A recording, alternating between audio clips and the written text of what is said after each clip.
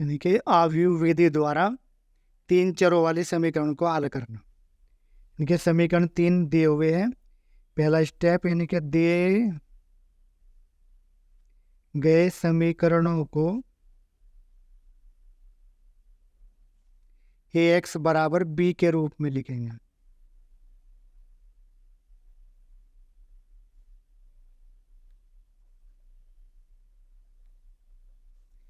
कैसे लिखेंगे? यानी कि a का मतलब है x और y के गुणांक, x y z के। x का 2, y का -3, z का 5, x का गुणांक 3, y का 2, z का -4, x का 1, y का 1, z का -2 और x y z की जगह x y z, x की जगह और b की वैल्यू होगी ये 11, -5 और -3। अब a तो हो गया हमारा ये, यानी कि 2 3 1 3 2 -1 5 -4 और -के। क्या करेंगे? पहले मोड ए की वैल्यू निकालेंगे। अब मोड ए की वैल्यू कैसे निकालेंगे? इस पंक्ति के पदों में प्रसार करेंगे। इनके 2 बाहर रखा, यानी कि y का गुणांक -3 है तो -3 ले लें। 2 बाहर रखा, इसकी पंक्ति को कवर करेंगे, स्तंभ को। तो क्या बचा? 2 1 -4, 2 1 -4 और माइनस, यानी कि बीच में माइनस चिन्ह लगाएंगे। इसको रखेंगे -3, स्तंभ कवर करेंगे, पंक्ति 3 1 -4 -2, 3 1 -4 -2 प्लस के 5 और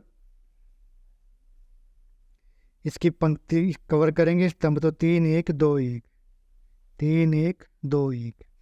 इनके जब वैल्यू निकालेंगे 2 की गुणा इसमें करेंगे तो -4, बीच में माइनस, इसकी इसमें करेंगे -4 तो +4, माइनस माइनस +3, 3 की इसमें करेंगे -6, माइनस इसकी इसमें करेंगे तो -4 और 5, 3 एकम 3 और 1 दूनी 2, -2, यानी कि 2 गुणा 0, -6 और +4, 5 3 में से 2 गए 1, यानी कि 0, -2, 3 दूनी 6, -6 और +5, यानी कि ये वैल्यू आ गई -1। यानी कि जो हमारे मोड ए की वैल्यू आ गई -1। और -1 क्या है? 0 नहीं है। अगर ये 0 नहीं, -1 0 नहीं है तो इसलिए क्या हुआ? ए एक व्युत्क्रमणीय अवयव है।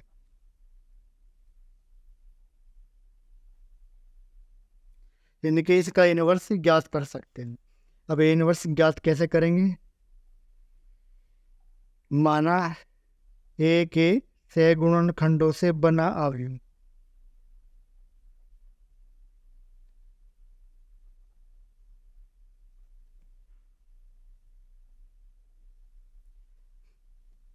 सी मान लिया, सी equal to A11 A12 A13 A21 A22 A23 A31 A32 और A33। और जो A की वैल्यू है, A की वैल्यू रख लेंगे 2 3 1 -3 2 1 5 -4 और -2। अब यानी कि ये सारी वैल्यू हम निकाल लेंगे। A11 है यहाँ पे। जब हम A11 की वैल्यू निकालेंगे तो A11 किसकी जगह रखा गया? 2 की। तो हम वैल्यू निकालेंगे A11 की वैल्यू जब हम निकालेंगे तो इसकी 1 1 का पहली पंक्ति और पहला, यानी कि ये सब पहली पंक्ति में और पहला स्तंभ में। तो वैल्यू 1 और 1 2, यानी कि अगर सम बैठेगा पंक्ति और स्तंभों का जोड़ तो प्लस इसकी पंक्ति कवर करेंगे, स्तंभ कवर करेंगे तो 2 1 -4 -2 2 1 -4 -2, यानी कि 2 दूनी 4 -4, बीच में -1 चौका 4 -4 तो +4, इसकी वैल्यू आ गई 0। A1 2 1 और 2 3 यानी कि विषम, तो माइनस इसकी जगह रखा गया तो पंक्ति कवर करेंगे स्तंभ 3 और 1 -4 और -2, तो -4 और -2 यानी कि इसकी इसमें गुणा करेंगे 3 दूनी 6 -6 -1 चौका 4 तो +4 यानी कि वैल्यू आ गई -2 और बाहर 2 तो कितना आ गया +2, ये वैल्यू आ गई इसके। जब वैल्यू निकालेंगे A13 की, A13 यानी कि 1 और 3 4 यानी कि प्लस, इसमें हम इसकी जगह रखा गया तो पंक्ति कवर करेंगे स्तंभ कवर करेंगे। पंक्ति और स्तंभ करने के बाद बचा 3 और 1 और 2 और 1, तो 3 एकम 3 और 2 एकम 2, 3 में से 2 गए 1, इसकी वैल्यू आ गई 1। A21 2 और 1 3 यानी कि विषम, तो माइनस इसकी जगह रखा गया पंक्ति कवर करेंगे स्तंभ कवर करेंगे, तो बचा -3 और 5, 1 और -2, बार -3 दूनी 6 -5, तो 6 में से 5 गया 1 यानी कि -1। अब वैल्यू निकालेंगे A22 की, यानी कि 2 और 2 4 तो सम यानी कि प्लस 2 इसकी जगह रखा गया तो पंक्ति कवर करेंगे स्तंभ, तो 2 1 5 और -2, 2 1 5 और -2 यानी कि 2 दूनी 4 -4, बीच में -5 एकम 5 यानी कि 5 और 4 यानी कि -9, इसकी वैल्यू होगी, ये वैल्यू होगी हमारी A22 की। A23 की वैल्यू निकाल लेंगे तो 2 और 3 5 यानी कि माइनस, अब इसकी जगह रखा गया तो 2 -3 1 और 1, 1 और 1 गुणा करेंगे 2 एकम 2, बीच में -1 3 तो +3, तो वैल्यू आ गई -5। इस तरह वैल्यू निकालेंगे A31 की, 3 और 1 4 यानी कि प्लस, तो प्लस की वैल्यू पड़ेगी, यानी कि इसकी जगह तो यो स्तंभ कवर करा पंक्ति -3 2 और 5 -4,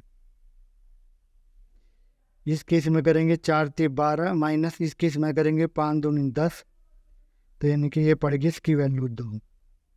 A32 की वैल्यू निकालेंगे माइनस, इसको कवर करेंगे तो 2 3 और 5 -4, माइनस 2 चौक 8 -8 5 ते 15 -15 15 8 23, तो यानी कि +23, ये आगे इसके। अब A33 की वैल्यू निकालेंगे तो प्लस, यानी कि इसकी जगह तो ये 2,3 यानी कि 2 और 3 और -3 और 2, 2 दूनी 4, बीच में -3 3 9 यानी कि -9, तो 4 जमा 9 यानी कि 13, यानी कि ये वैल्यू आ गई हमारे, यानी कि सी के सारे मान, यानी कि जो सी इक्वल टू हमारा है A11 A12 A13 A21 A22 A23 A31 A32 A33। Value जो रखेंगे A11 की वैल्यू 0, A12 की वैल्यू 2, A13 की वैल्यू 1, A21 की वैल्यू -1, A22 की वैल्यू -9, इसकी वैल्यू -5, A31 की 2, A32 की 23 और A33 की वैल्यू आ गई 13, यानी कि सब की वैल्यू रख। अब A इनवर्स की वैल्यू निकाल लेंगे। A इनवर्स इक्वल टू होगा adjoint matrix of A upon के मोड है, यानी कि मोड A की वैल्यू है हमारे -1, और एडजॉइंट मैट्रिक्स का मतलब है जो C हमने निकालना है इसकी पंक्तियों के स्तंभों में चेंज कर देंगे, तो 0 2 1 -1 -9 -5 और यानी कि 2 23 और 13, इनके आ गए। अब हम क्या करेंगे, चूंकि बाहर -1 तो -1 आ गया, तो ए इनवर्स इक्वल टू आ गया हमारा, यानी कि इनके सारों के चिन्ह चेंज कर देंगे। 0 माइनस वाला प्लस, प्लस वाला माइनस, माइनस प्लस माइनस 1 यानी कि माइनस प्लस और 13 यानी कि माइनस के 13, यानी कि ए इनवर्स की वैल्यू आ गई हमारी। अब चूंकि हमने पढ़ा x इक्वल टू हमारा ए इनवर्स बी, क्यों, चूंकि ए एक्स बराबर बी तो x बराबर ए इनवर्स बी। अब x की वैल्यू होगी XYZ, ए इनवर्स की वैल्यू होगी हमारे जो हमने अभी निकाला, ये 0 -2 -1 1 9 5 -2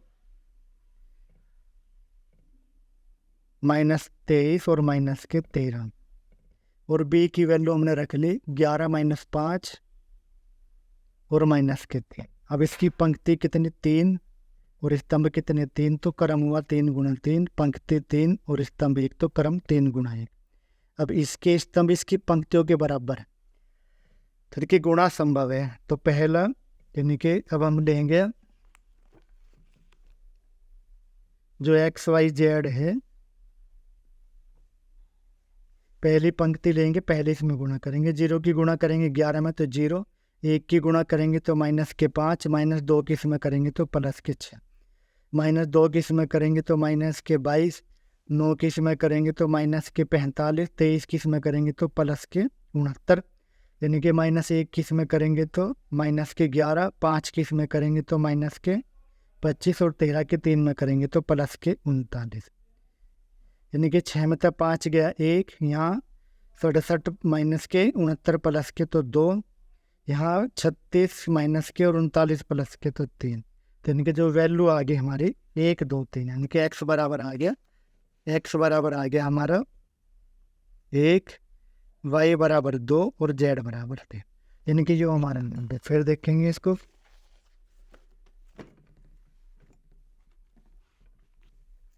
यानी कि हमें 3 चरों वाले समीकरण दिए। पहला समीकरण 2x - 3y = 5z बराबर 11। दूसरा समीकरण ये, तीसरा ये, यानी कि दिए गए समीकरणों को ax बराबर b के रूप में रखेंगे। a का मतलब है XYZ के गुणांक, यानी कि यहाँ पे 2, यहाँ पे -3, यहाँ पे 5, 3 2 -4 1 1 -2।